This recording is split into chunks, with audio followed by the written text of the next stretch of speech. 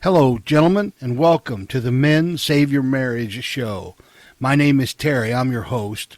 I did an autopsy on my failed marriage, and now I use the lessons that I learned to coach other men on how to save their marriage before it fails.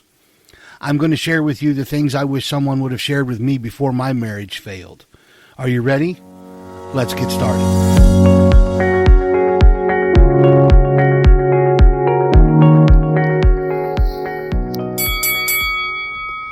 Hello, gentlemen, and welcome back.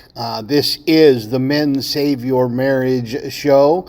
You just heard the bell. You know what that means. That means it's time for you and I to step into the ring together so that we can fight to save your marriage. As you know, my name is Terry. I'm your host.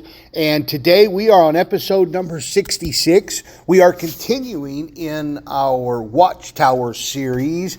And today's episode and today's show is about how to stop apologizing and start leading. This is the wake-up call every husband needs. And this one is extraordinarily personal to me, and this is probably the hardest episode I've ever had to write and record, because this is my single greatest point of failure in my failed marriage. So this one is going to get personal for me, and I hope to make it personal for you, because I believe, based on my view from the Watchtower, I believe this is an epidemic in men in marriage today. So let's jump into this, shall we? Again, this is episode 66 of the Watchtower series of the Men Save Your Marriage podcast. Stop apologizing and start leading. As you know, this is a place of no judgment, no fluff, just a straight shot of clarity into the middle of your chaos and into the middle of your marriage. This is the Watchtower series, where I climb the tower, scan the horizon, and sound the alarm. These episodes are not soft, and they are not for the passive, but they are warnings, wake-up calls, lines in the sand, and if you are in crisis, if your marriage is in crisis, consider this your call to arms. And I know this episode is going to hit hard. Not because I'm aiming for your pain, but because this is the one where I failed. This is the place where everything broke in me, where I realized my words had lost their weight, where I stood in front of the woman that I loved, and all I had left were apologies that no longer meant anything. I know what it's like to apologize with tears in your eyes, with trembling hands, with everything inside you're wanting to fix it. And to have her stand there, arms crossed, heart closed, not because she's cruel, but because she's heard it all before. This episode isn't just a message for you. This is a message for the man that I was, for the man you are right now, and for the men that we're both called to become. So I'm going to be, for lack of a better word, imagine some of the things I'm going to say today are going to be like me lobbing a grenade into the middle of your heart, into the middle of your marriage, into the middle of your current situation. So let me go ahead and lob the first grenade of this episode into the middle of your day right now. So get ready. Apologies without action are just noise, and your wife has heard enough noise. Ouch. Okay, we've gotten through the introduction and we're both still breathing. So now we're going to get into the first point. And this is going to be, these are hard things for us to hear, but they are necessary. Point 1, apologies do not build trust, action does. Now, let's tell the truth. Most of the time when we say, I'm sorry, we're not repenting, we're relieving pressure. You see, we say sorry because we can feel her slipping away. We're afraid we've gone too far. We want to reset the room, not restore the relationship. And if you be completely honest, and if you will think back about all the times you've apologized, or all the times that you've had to grovel, or whatever the case may be, we're not really, and I'm just as guilty as anybody in this. I mean, my failed marriage is because of this. And I would apologize and apologize and apologize. And she just didn't want to hear it anymore because it was noise to her at this point. I wasn't trying to restart the relationship. I thought I was. I wasn't trying to rebuild. I wasn't trying to start over and build fresh and lay a new foundation. I thought all of those things. I really did genuinely believe those things. And it really wasn't until recently, as I continued that autopsy of my marriage, where I really came to understand all of these times I've been offering what I thought was an apology so we could clean the slate and start over. And all she was hearing was noise. You know, it's that old, it's the old kind of the telephone game. What came out of my mouth is not what went into your ear, right? And that's what I thought offer an apology for, to start over and to start fresh, had just become noise, and she just had no concern for it. And I genuinely believe that's because we think we're trying to restore the relationship. But all we're really trying to do, if we're honest, men, is just reset the room, relieve some pressure from the situation, and keep on with what's been comfortable so far. This is where your leadership of yourself is going to need to step in so you can lead yourself in change. Again, we want to reset the room, not restore the relationship. And if you've apologized time and again for the same thing, you're going to need to come to grips with that. You're going to need to do your own little autopsy, and you're going to need to understand, I really haven't really been trying to reset and save our relationship. I've just been trying to relieve some pressure. And the harsh reality, and kind of another grenade coming your way, if you will, most apologies to her are about yourself and not her. They're about claiming your own guilt, not healing the damage, not proving you've changed. And she knows it. You're thinking and you're saying, I want this to be over. But that is not the same as I want to be different. And that within itself is almost another grenade that I am lobbing into your life at this moment. Because the truth is, when we're in the pressure cooker, when we're in the situations between she and I, the stress, the tension, what you want is to be comfortable again. And so you want this to just be over. You want this pressure to subside. But that's not the same as saying, I don't like who I am in this situation, and I want to be different, so let me change. That's a whole different thing. You see, she doesn't need another performance. She needs to feel a shift. She needs to feel you wanting and starting to change. Let me say this to you too, and to the man I used to be. You keep apologizing for being weak instead of standing up and just becoming strong. And every time you say, I'm sorry, and then keep living the same way, you train her not to trust your words. And you train yourself, and this one is critical. Here comes another grenade.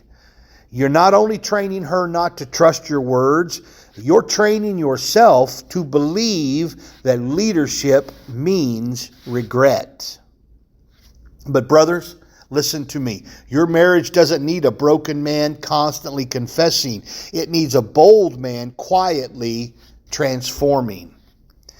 She's not waiting for you to cry again. She's waiting for you to walk differently. And here's what happens when you over-apologize.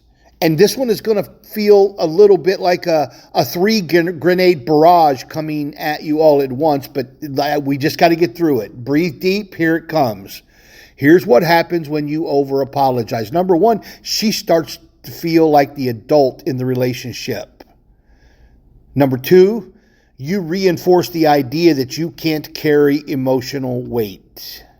And number 3, you hand her control, not out of respect, but out of surrender. Did you hear that? You hand her control. You are giving her the mantle of leadership in your home out of surrender.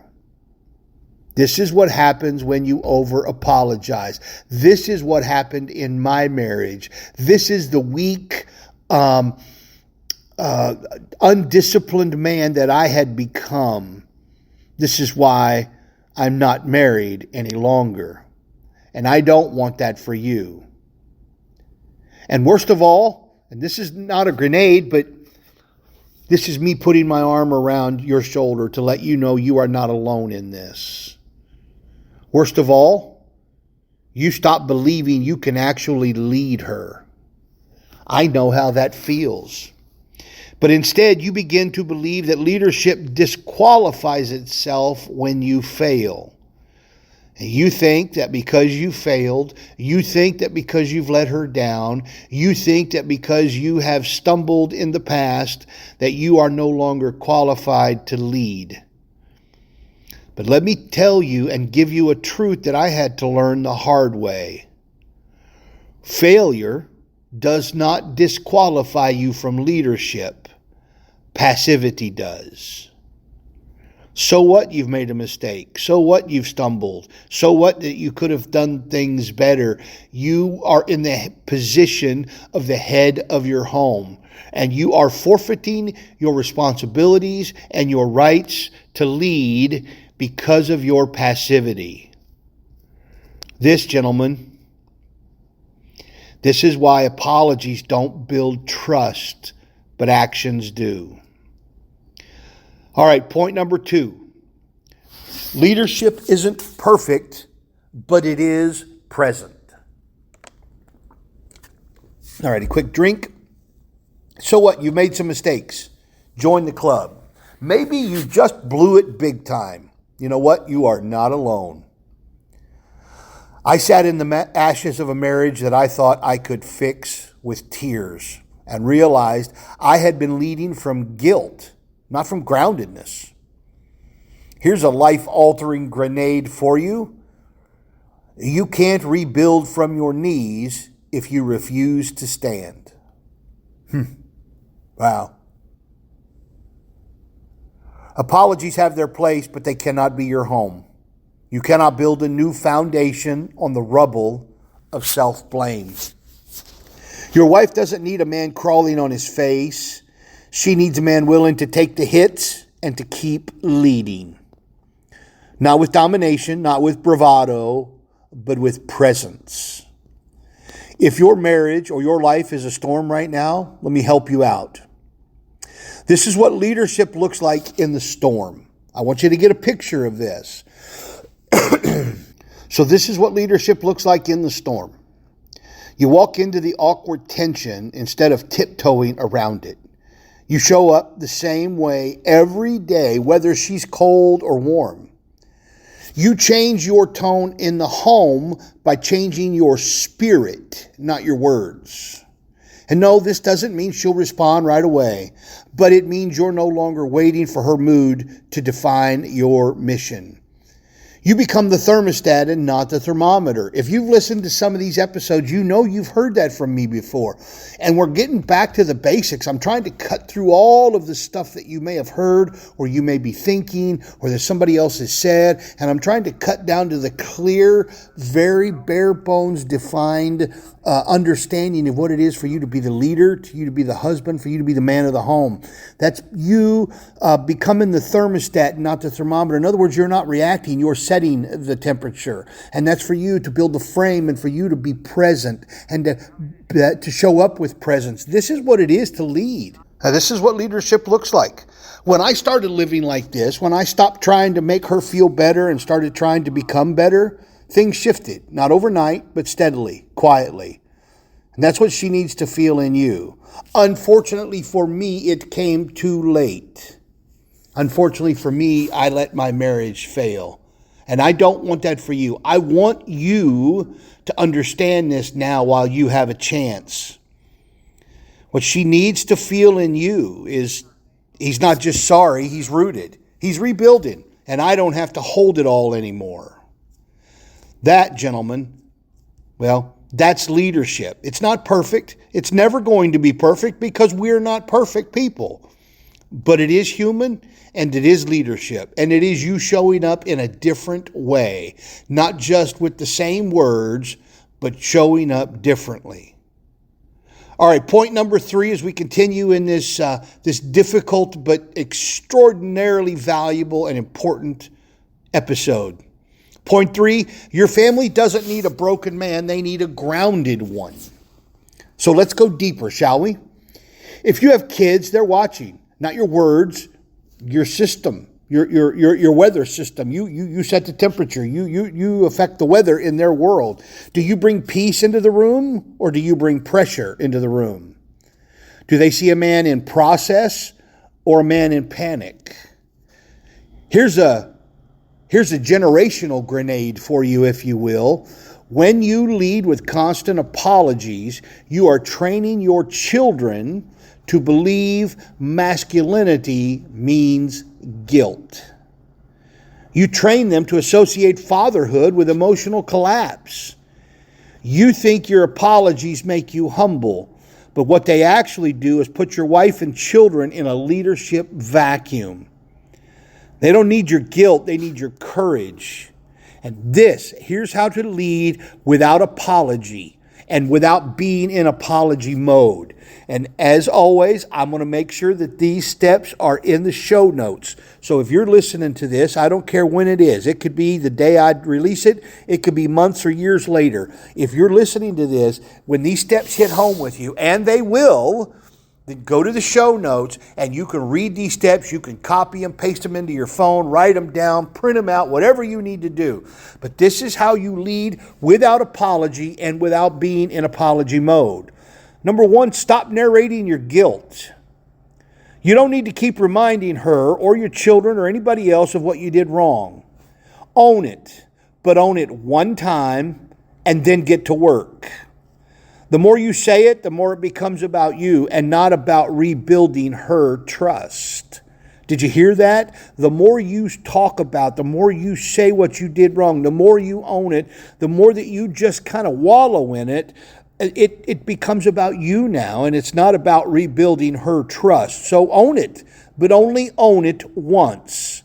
And stop narrating your guilt out loud. Number 2, make your amends visible. Let your change hit the room before your words do. Start praying over your family again if maybe you don't do that, or you've never done that, or you used to do that. Start doing what you said you would do. When you say you will do something, then do it. Show up for your wife even when she rolls her eyes. Show up for your kids even when you're tired. That's what makes your apology believable. So now you've stopped narrating your guilt and you're making your amends visible by actually following through with what you said. And then finally, number 3, speak with strength. And let me be very clear. Strength isn't a volume, it's clarity. It doesn't sound louder, it sounds like this. I know I failed. I'm going to rebuild, not with promises, with presence. I love you. I'm here, I'm not leaving. You don't have to say that loud, but it sounds strong. You don't have to say that with a higher volume, but it exudes the strength that you need to present so that they understand you are still in the leadership role. Say it calmly, say it like you mean it, say it once, and then live it. That kind of steady leadership, it might not make her swoon, but it's going to make her reconsider. Because real strength is magnetic, and she's desperate to feel it again. Did you hear me? She's desperate to feel it again. All right, before we wrap up this episode, this is your orders of engagement. If this hits you, and my honest and hopeful prayer is this episode hits every man that listens right between the eyes. Because I told you, I'm seeing this as an epidemic in husbands today. If this hits you, if you've been living on repeat, apologizing for the same things, walking on eggshells, hoping that she will thaw out, well, this is your line in the sand, brother. I want you to do 3 things. Number 1, subscribe to the podcast, subscribe to the show, then leave us a 5-star rating and write a quick review. Because somewhere, some man right now is drowning in regret, and he needs this lifeline. And what happens is your review, your 5-star rating, what that does is that might become the breadcrumb that brings him here. You know how this works. You know that when you give me this show a 5-star rating, or you give us a review, that triggers the algorithm to share the show and the episode with somebody else. So you may be the catalyst that allows another man to find the breadcrumb that brings him here and helps save his marriage. But don't stop there. If you need more kind of this direct approach to help save your marriage, you can text me directly at 812-648-3380. And if you do, based on this episode, I want you to text me, I need to lead again. That's all you got to say. I will get with you, we'll discuss some coaching, and we'll talk about some options, and we'll go from there. There's no shame, no soft talk, just forward motion. Again, that's 812-648-3380. Reach out to me today by text if you want or need coaching. And finally, some marching orders for you. You've been warned. You've been equipped. Now it's time for you to move. Don't wait for permission. You don't need it. Lead her, lead your home, lead your children, lead your family. Lead her first after you lead yourself. Pursue her. Protect what's yours. The man your marriage needs is already you, or it's already in you. It's just time to wake him up. This is Men Save Your Marriage. And remember, when she looks at you, she's not hoping for a roommate. She's looking for a man with fire in his chest and a plan in his hand. Don't go silent, don't go soft, and don't disappear. Set your sights, stiffen your back, and lead with presence. Well, gentlemen, that's all for today. I do thank you for your time. I know this wasn't easy to hear. I hope you understand from where I sit today because of my failed marriage. This wasn't even easy for me to say. This wasn't easy for me to write. This wasn't easy for me to prepare to send to you.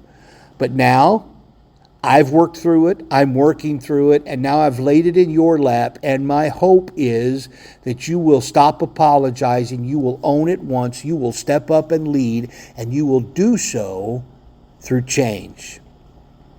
Well, thanks again, gentlemen, and I will see you in the next episode. In the meantime, go lead your home, have a great day, and I'll see you.